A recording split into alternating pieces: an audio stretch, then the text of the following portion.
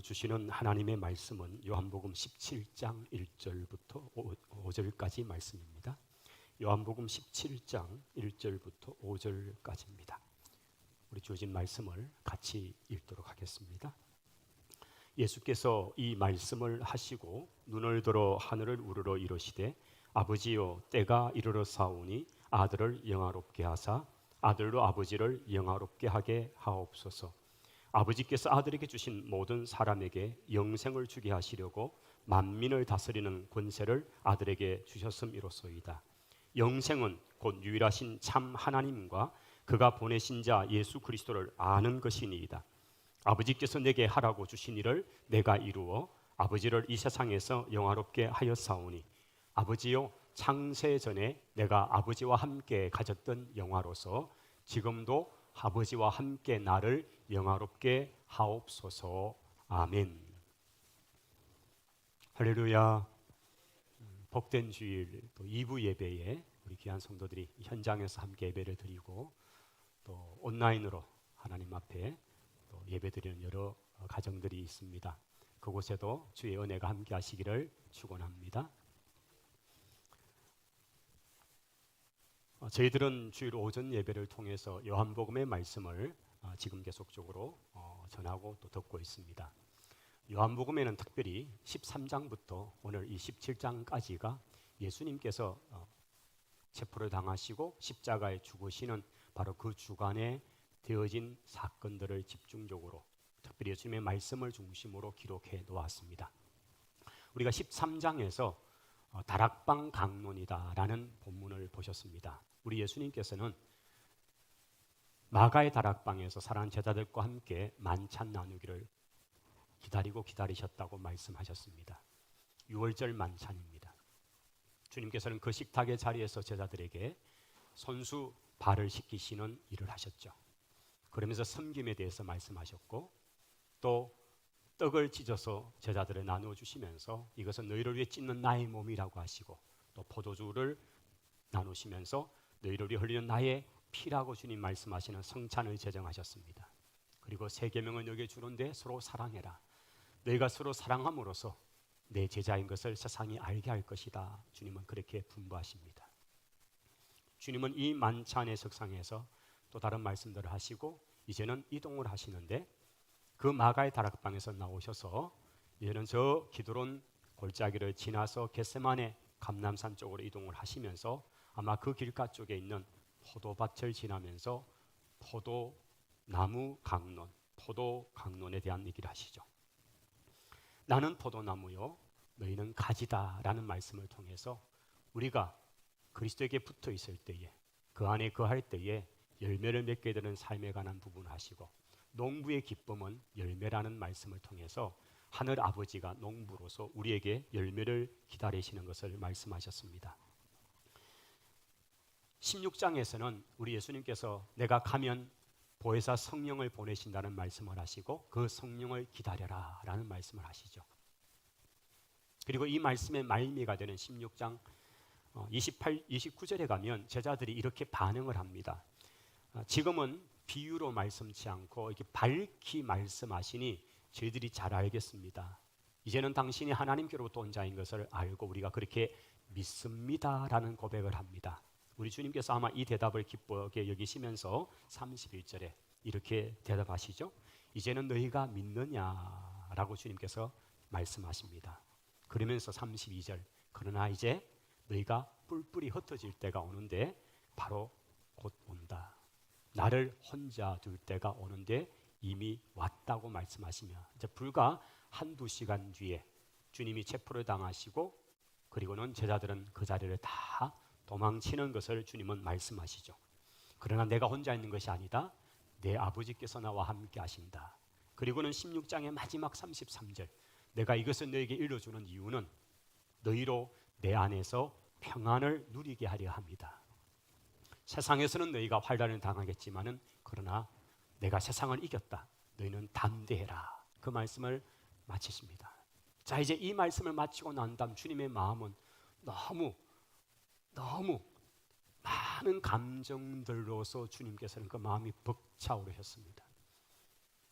이제 불과 몇 시간 뒤에 주님이 십자가를 지시고 처형을 당하시고 죽으실 것을 아시는 주님.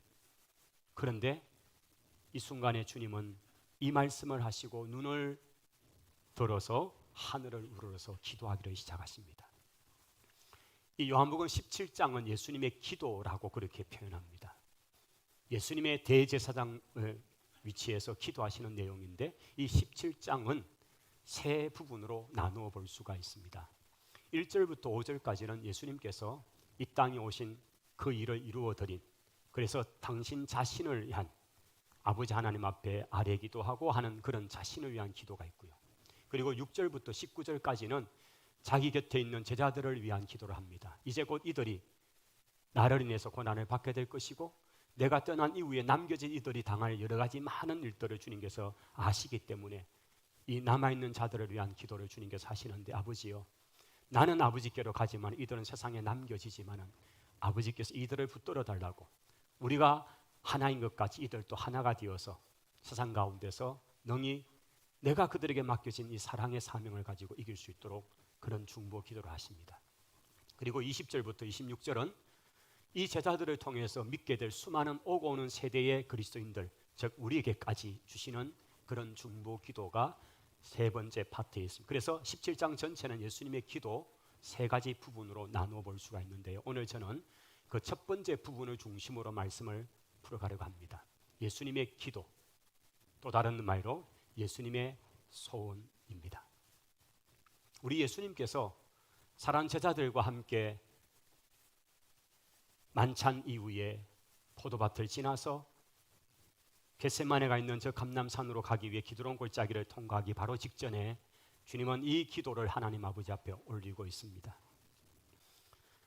아버지여, 때가 이르러 사오니 아들을 영화롭게 하사 아들로 아버지를 영화롭게 하옵소서라고 기도하고 있습니다. 여기 1절에 때가 이르러 사오니, 여러분 이때는 무슨 때일까요?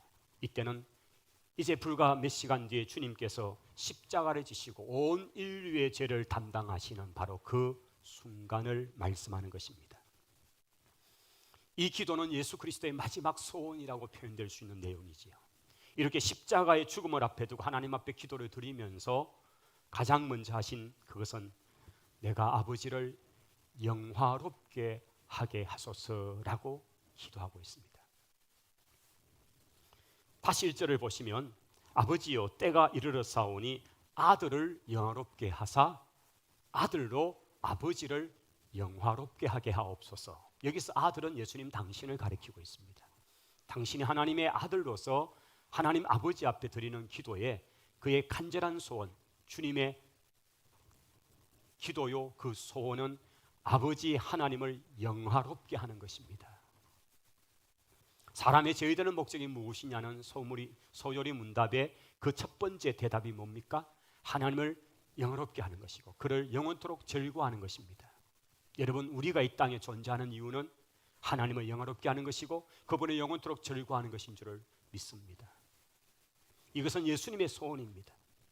주님이 이 땅에 보냄을 받으신 그것은 하나님 아버지를 영화롭게 하는 그 일이었습니다. 여기 영화롭게 하다라는 이 단어는 헬라어 본문을 보면 독사조라는 단어를 쓰고 있습니다. 독사조, 영화롭게 하다. 이것은 하나님이 어떤 분이신가를 드러내고 하나님께 합당한 경배와 찬양과 영광을 돌리는 모든 행위를 독사조라고 그렇게 담아놓고 있습니다. 하나님을 영화롭게 하다. 하나님을 알지 못하는 사람이 하나님을 알리고 가르쳐서 그들을 하나님을 바르게 알게 하고 그리고 그들이 하나님 앞에 바른 예배와 경배와 찬양, 합당한 영광을 돌리는 모든 삶이 영화롭게 하는 삶인 것입니다. 갈릴리 바닷가에서 고기를 잡던 베드로에게 주님이 찾아오셨습니다. 나를 따르라는 주님의 그 부름 앞에 배도 하인들도 가족도 다 내려놓고 주님을 따라 나섰던 그 베드로, 자신이 만났던 예수님,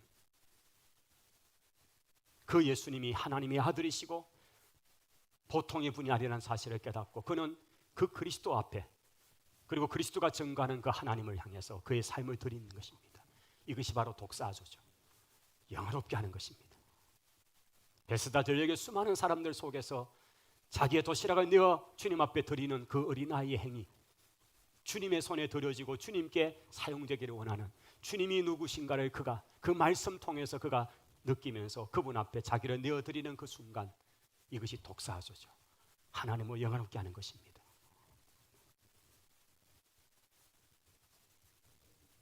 예수님이 누구이신가를 온 세상에 선포하고 그분께 찬양과 경배가 돌아가는 모든 행위, 이것이 바로 독사죠. 영화롭게 하는 것입니다. 이것이 주님의 소원이었습니다.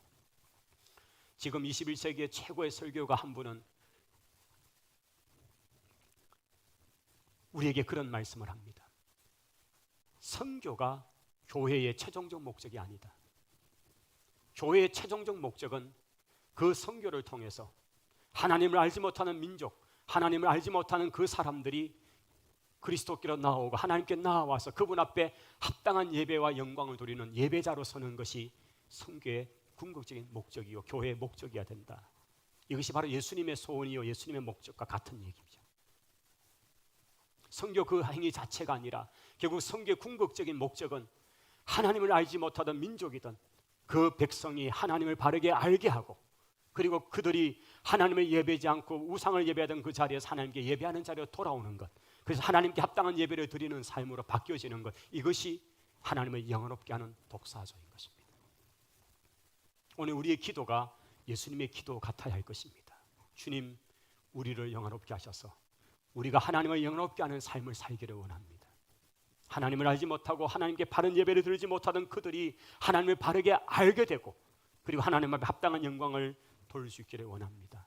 주님은 바로 이 땅에 오신 그 일을 위해서 그렇게 기도를 하신 것입니다. 이제 4절에 보시면 아버지께서 내게 하라고 주신 일을 내가 이루어 아버지를 세상에서 영화롭게 하였사오니라고 그가 그렇게 말씀합니다. 하나님 아버지를 영화롭게 하기 위해서 주님은 무엇을 하셨습니까? 아버지께서 하라고 하신 일을 그는 했다라는 것입니다. 주님이 이 땅에 오셔서 살아가신 그 모든 삶은 아버지를 영화롭게 하는 그 일을 하신 것이었습니다. 그 일을 성취하심으로써 하나님 아버지를 영화롭게 한 것입니다.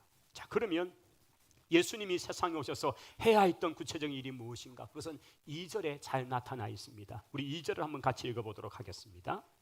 아버지께서 아들에게 주신 모든 사람에게 영생을 주게 하시려고 만민을 다스리는 권세를 아들에게 주셨음이로소이다.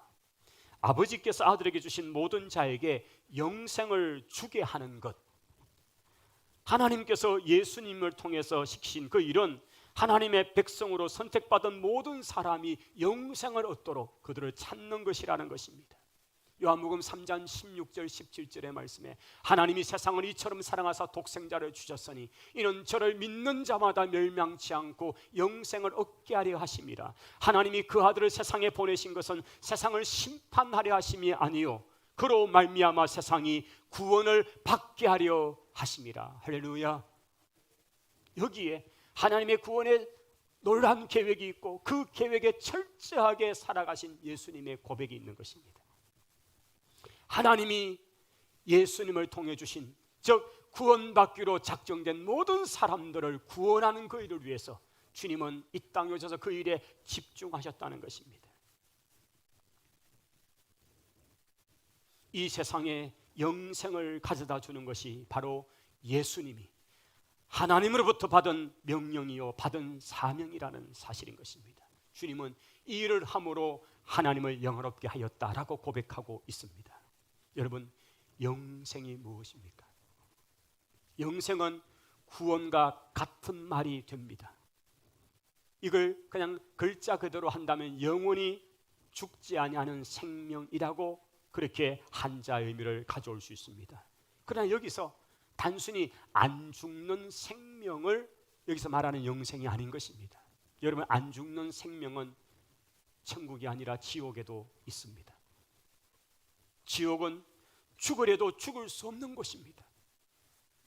그 뜨거운 심판의 아래에서 그 고통 가운데서 죽고 싶어도 죽을 수 없이 영원토록 고통을 당하는 그 장소가 지옥인 것이지요. 안 죽는 생명이 아니라 오늘 성경이 말씀하는 영생은 하나님 안에 있는 그 풍요로움을 누리는 것입니다. 하나님 안에서 가지는 거기에는 생명과 영혼과 기쁨과 만족과 풍성함과 그 모든 것들이 그 속에 충만한 상태, 이것이 성경이 말씀하는 영생입니다. 하나님이 가지고 하나님이 그 백성에게 주시는 것입니다. 그렇다면 여러분, 예수님께서 이 세상에 영생을 주시기 위해서 또 이 세상에 영생을 얻는 방법이 있어야 되는데 그게 무엇인가를 3절을 통해 이렇게 우리에게 밝히고 있죠. 우리 3절의 말씀은 다 같이 한번 소리 내도록 하겠습니다. 영생은 곧 유일하신 참 하나님과 그가 보내신 자 예수 그리스도를 아는 것입니다. 할렐루야. 여러분, 영생은 유일하신 참 하나님과 그가 보내신 예수 그리스도를 아는 것입니다. 하나님이 보내신 예수 그리스도를 아는 것, 사람의 몸을 입고 세상에 오신 예수님을 아는 것이 곧 참되시고 유일하신 하나님을 아는 것이지요. 예수님께서는 나를 본 자가 곧 아버지를 보았다, 그렇게 말씀하셨습니다. 여기 안다는 이 단어는 단순한 어떤 일정한 어떤 지식을 가지고 안다는 정도의 얘기가 아닙니다. 이것은 경험되어지고 체험되어지는 알을 말하는 것이고, 이 알은 곧 믿는다는 단어와 같은 의미로 갑니다. 아는 것과 믿는 것의 하나됨을 말씀하는 것입니다. 여러분, 참되시고 유일하신 하나님을 아십니까? 그 하나님을 바르게 알아야 바른 믿음이 생겨나는 것이고, 바르게 알아야 그 많이 알수록 하나님을 더 믿어지게 된다는 사실인 것입니다. 하나님에 대한 알면 우리 어떤 지식이나 우리 어떤 그런 재능으로 알아짐이 아닙니다. 이것은 하나님이 보내신 예수 그리스도를 통해서 하나님을 알 수 있다는 것입니다. 그래서 그분은 길이신 것입니다. 그분은 진리이신 것입니다. 예수 그리스도를 통해서 길을 찾고 예수 그리스도를 통해서 그 구원의 진리를 찾을 수 있다는 말씀인 것입니다. 하나님은 영생 곧 자신의 생명을 예수 그리스도에게 맡기신 것이지요. 요한일서 5장에 가면 사도 요한은 이런 고백을 합니다. 또 증거는 이것인데 하나님이 우리에게 영생을 주신 것과 이 생명이 그의 아들 안에 있는 것이다. 아들이 있는 자에게는 생명이 있고 아들이 없는 자에게는 생명이 없다고 말씀하셨습니다. 여러분, 하나님이 우리에게 주신 이 영생은 바로 예수 그리스도와 직접적 관계가 있는 거죠. 예수님을 모신 자는 그 속에 생명이 있고 예수님과 상관없는 자는 생명이 없다고 말씀하는 것입니다. 오늘 우리 속에 오셔서 우리가 영접하고 그를 믿음으로 주님과 함께하는 우리 모든 성도에게 이 생명이 주어진 줄을 믿습니다. 우리 예수님께서 공생의 사역을 3년의 시간을 보내면서 각 총과 여러 성을 두루 다니면서 그분이 하셨던 사역은 3가지로 요약이 됩니다. 하나님 나라를 선포하십니다. 천국이 가까이 왔다. 2번째는 말씀을 가르치십니다. 그리고 3번째는 많은 사람들을 낫게 하시는 치유의 사역을 하셨습니다. 이것이 주님이 이 땅에 오셔서 행하신 3가지 사역입니다. 선포하시고 가르치시고 낫게 하시고. 그런데 주님의 많은 사역을 보시면 가르침의 사역들이었습니다. 내가 무엇으로 하나님 나라를 이들에게 가르칠고, 비유를 통해서든 또는 주변의 많은 사물을 통해서든지 때로는 직접적으로든지 여러 방법으로 하나님 나라에 관한 말씀들을 가르치는 사역을 하셨습니다. 여러분, 이 가르친 이유는 뭡니까? 바로 그 가르침을 통해서 그들이 알게 하고 하나님에 대해서 알게 하고 그 알을 통해서 믿음으로 나아가게 하기 위해서 주님은 가르침의 사역을 계속 하신 것입니다. 요한복음 5장 25절에 진실로 진실로 너희에게 이르노니 죽은 자들이 하나님의 아들의 음성을 들을 때가 오나니 곧 이때인데 듣는 자는 살아나리라. 할렐루야. 여러분, 주님의 말씀을 들으면 살아납니다. 믿음은 들음에서 나고 들음은 그리스도의 말씀인 것을 믿습니다. 우리가 오늘 이 자리에 앉아서 하나님의 말씀을 듣는 이것이 믿음으로 나아가는 얼마나 중요한 연결되어 있다는 사실을 기억하시기 바랍니다. 영적으로 죽어있는 생명이 예수님의 말씀을 들으면 살아나게 되어 있는 것입니다. 니고데모가 어땠습니까? 그는 유대의 아주 높은 고위 관원이었습니다. 그런데 그리스도 앞에 나와 말씀을 들을 때에 그에게는 진리가 눈에 떠여지고 그는 살아나는 역사가 나타나는 것입니다. 여러분, 수가선의 그 여인, 과거에 남편이 5명 있었지만은 그러나 그 삶은 행복이 없었습니다. 만족이 없었습니다. 그런데 예수님을 만나니 그 삶이 바뀌어진 것입니다. 여러분, 죽은 영혼, 죽은 생명은 예수님의 말씀을 들으면 살아나게 되는 것을 믿습니다. 자, 이제 주님께서 이 땅에 오신 그 사명의 마지막 순간은 불과 이제 몇 시간 앞에 두고 있습니다. 십자가에서 죽으시는 그 일인 것입니다. 십자가의 죽음, 십자가는 대속입니다. 대신 값을 지불한다는 뜻입니다. 십자가는 우리의 죄 값, 그래서 우리가 마땅히 지옥의 영원한 형벌 속에서 고통받아야 될 것을 대신 값을 지불하셔서 우리를 구원하신 것이라는 의미인 것이죠. 내가 그리스도와 함께 십자가에 못 박혔나니 그런즉 이제는 내가 사는 것이 아니 오직 내 안에 그리스도께서 사신 것이라. 이제 내가 육체 가운데 사는 것은 나를 사랑하사 나를 위하여 자기 자신을 버리신 하나님의 아들을 믿는 믿음 안에서 사는 것이라. 할렐루야.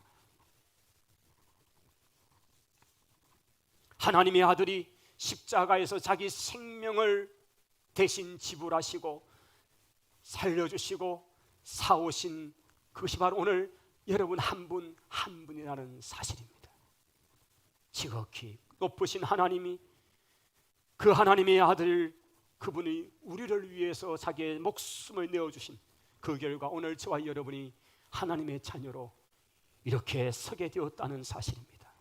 다시 오늘 본문 1절로 오시면 우리 예수님께서 이 말씀을 하시고 눈을 들어 하늘을 우러러서 아버지여 때가 이르러 싸우니 아들을 영원롭게 하사 아들로 아버지를 영원롭게 하옵소서, 그렇게 기도하고 있는 것입니다. 주님이 땅에 오신 그 목적, 주님이 이루고자 하시는 그 소원은 하나님을 영원롭게 하는 삶이었던 것입니다. 십자가의 죽음으로, 이 십자가의 죽음이 바로 눈앞에 있는데 우리 주님의 마음이 어찌 두려움이 없겠습니까? 그분은 완전한 인간이십니다. 사실 요한의 복음에는 이 부분이 다루어지지 않겠지만은 이 17장의 기도가 마치고 난 다음 마태, 마가, 누가 이 공간 복음을 보게 되면 예수님께서는 이제 기드론 골짜기를 통과하셔서 감람산 초입에 있는 겟세마네라는 곳에 주님께서 이르십니다. 이 겟세마네는 그 산 감람, 즉 올리브 열매를 짜서 그것을 막 그렇게 올리브 기름을 담아내는 그런 기름 짜는 틀이 있는 곳이죠. 그게 겟세마네라는 이름의 뜻이죠. 주님은 거기서 간절한 기도를 올립니다. 공간복음을 통해 보면 주님께서는 그때 그 기도가 그렇게 긴 오랜 기도는 아니지만은 그 기도 속에서 주님은 정말 땀이 툭툭 떨어지도록 애절한 기도를 드립니다. 얼마나 간절한 기도를 드리니 심장이 터질 만큼의 기도를 드려서 그냥 혈관들이 터집니다. 그러니 그 땀이 너무나 용을 쏘니까 그냥 피가 그냥 같이 나오는 거죠. 그래서 떨어지는 땀방울이 핏방울처럼 되더라는 표현이 나옵니다. 그때 주님께서 하셨던 기도는 3번 동일한 기도를 드립니다. 아버지여, 이 잔을 제게서 그냥 지나가게 하시면 안 되겠습니까? 여러분, 이 잔은 주님이 십자가의 죽음을 당하는 것입니다. 단순히 자연인 한 사람의 죽음이 아니라 온 세상의 저주를 담당하시고 죽으시는 그 죽음이기 때문에 그 죽음의 크기, 무게, 고통, 아픔은 말할 수 없는 것입니다. 그래서 주님 스스로도 이 잔이 그냥 제게서 지나가면 안 되겠습니까? 그냥 좀 통과해 주십시오. 안 줘도 안 죽어도 되는 방법이 없겠습니까? 그러나 주님의 마지막 기도는 저는 그렇게 원하지만 그러나 아버지의 뜻이 제가 죽음을 통해 온 인류를 구원하는 방법이라면 아버지 뜻대로 되기를 원합니다. 이 동일한 기도를 3번 간절하게 드렸다고 합니다. 주님이 얼마나 고통스럽게 그 십자가 앞에 둔 그 죽음이 얼마나 고통스러운 주님이 아십니다. 그런데 다시 오늘 17장 주님의 기도해 보시면 1절 2절에 아버지여 나로 아버지를 영화롭게 하게 하옵소서. 주님의 사역의 클라이막스 마지막 순간은 십자가를 지는 일인데 불과 몇 시간 뒤에 있는 십자가를 바로 끝까지 포기하지 않고 도망치지 않고 이 십자가를 끝까지 지게 하옵소서. 그래서 아버지께서 맡기신 일을 완수함으로 아버지를 영원롭게 하기를 원하나이다. 이 기도를 드리고 있는 것입니다. 17장 13절에 가면 그 주님의 마음의 상태가 어쩐지를 엿볼 수 있는 구절 하나가 나옵니다. 지금 내가 아버지께로 가오니 내가 세상에서 이 말을 하옵는 것은 그들로 내 기쁨을 그들 아래 충만히 가지게 하려 함이다 라는 표현이 나옵니다.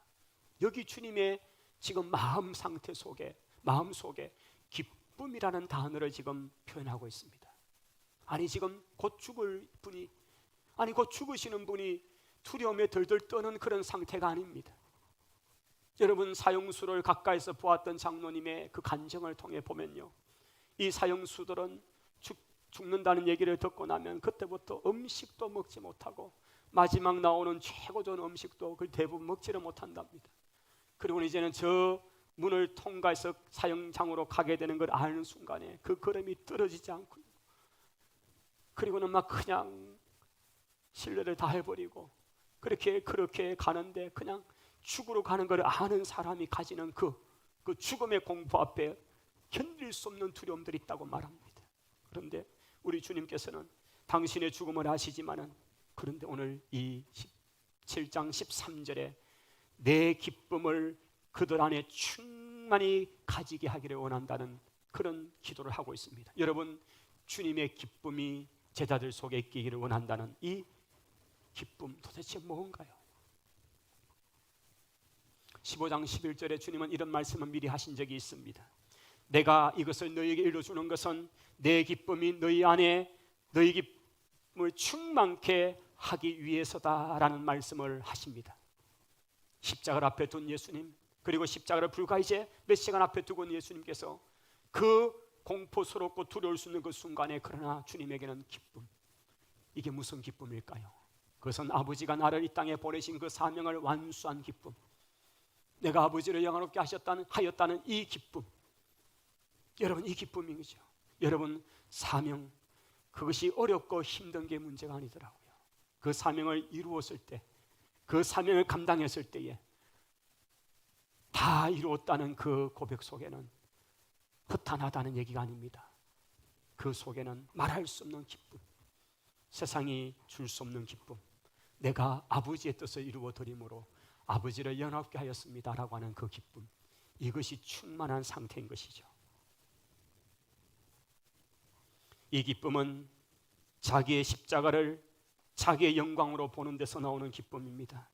내가 십자가에 죽어도 우리 아버지가 영광을 받으시기에 이것은 내게 영광이다. 주님은 그렇게 우리에게 말씀하고 있는 것입니다.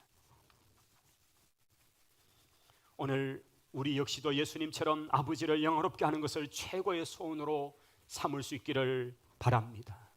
오늘 우리의 기도가 우리 예수님처럼 하나님 아버지를 영화롭게 하는 삶이 되기를 원합니다. 하나님이 우리에게 맡기신 그 일에 예수님처럼 순종하고 예수님처럼 그 일을 감당할 수 있기를 원합니다. 오늘 이것이 우리의 소원이 되기를 원합니다. 18절에 아버지께서 나를 세상에 보내신 것 같이 나도 그들을 세상에 보내었고, 아버지께서 예수님을 이 땅에 보내신 것처럼 예수님도 우리를 각 사역의 장으로 보냈지 않습니까? 우리 주님의 지상 명령되는 마태복음 28장 사도행 1장 8절, 여러분 보시면 참으로 하늘과 땅의 모든 권세를 받으신 주님께서 우리에게 분부하셔서 참으로 모든 족속으로 세례를 주고 제자를 삼으라는 말씀을 하시고, 예루살렘과 온 유다와 사마리아 땅끝까지 이르는 내 증인이 되라고 말씀하시는 그 파송의 명령이 있는 것입니다. 우리 아버지가 나를 세상에 보내신 것 같이 나도 이들을 세상 가운데 보내었사오니 이들로 하여금 이것이 바로 하나님 앞에 영광이 되기를 원한다는 것입니다. 오늘 저와 여러분이 이 땅에 교회가 존재할 때까지 바로 이 복음, 이 놀라운 사실을 전가하는 것입니다. 아직도 세상에는 수많은 사람들이 하나님을 알지 못하고 있습니다. 하나님을 알지 못하게 하나님을 바르게 영화롭게 영광을 돌리지 못하고 있는 것입니다. 그러므로 우리가 복음을 전해야 합니다. 예수님을 소개해야 합니다. 우리는 이 일 때문에 세상에 보냄받은 사람들입니다. 그리고 이것을 감당할 때에 세상은 하나님을 알게 될 것입니다. 하나님을 알게 되면 하나님을 영화롭게 할 것입니다. 하나님을 알지 못하고 하나님께 예배드리지 못하는 그 인생이 죽기로 돌아오게 되고, 바로 이것입니다. 예수님의 소원은 하나님을 영화롭게 하는 것이었습니다. 우리의 기도가 그런 기도가 되십시다. 주님, 저도 하나님을 영화롭게 하는 삶을 살기 원합니다. 예수님은 하나님이 하라고 하신 그 일을 다 이루셨는데 우리도 작은 예수처럼 주님 우리에게 주신 그 일을 다 이루어서 십자가마저도 기쁨이 되는 삶을 사는 우리 모두가 되기를 원합니다. 기도하겠습니다. 하나님, 오늘 예수님의 소원, 예수님의 기도를 우리가 보았습니다. 아버지, 하나님이 하라고 하신 그 일을 이루므로 하나님을 영원롭게 하는 삶이었습니다. 오늘 저희들이 예수님을 닮아 하나님 우리에게 맡기신 그 사명, 그 일을 감당하는, 그래서 하나님을 영원롭게 하는 우리 모두가 되게 하옵소서. 예수님 이름으로 기도하옵나이다. 아멘.